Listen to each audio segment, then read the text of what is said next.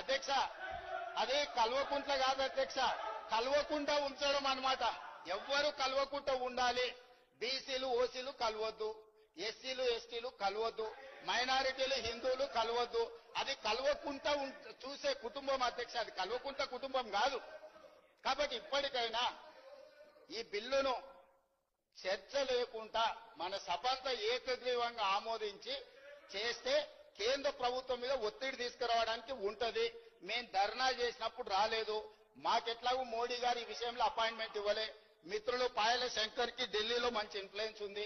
మోడీ గారు అపాయింట్మెంట్ ఇప్పిస్తే మనందరం కలిసి వెళ్లి రాష్ట్రపతి గారి దగ్గర పెండింగ్ ఉన్న విద్యా ఉద్యోగ అవకాశాలకు సంబంధించిన బిల్లు, అదే విధంగా రాజకీయ స్థానిక సంస్థలలో రాజకీయ రిజర్వేషన్ల బిల్లు, ఇప్పుడు చంద్రశేఖరరావు గారు 50% నియంత్రించుకుంటూ ఏదైతే తెచ్చిండో వారు తెచ్చిన బిల్లు వల్ల పంచాయతీ రాజ్లో ఎస్సీ ఎస్టీల రిజర్వేషన్లు తీస్తే ఆల్మోస్ట్ 27% పోతాయి అధ్యక్ష.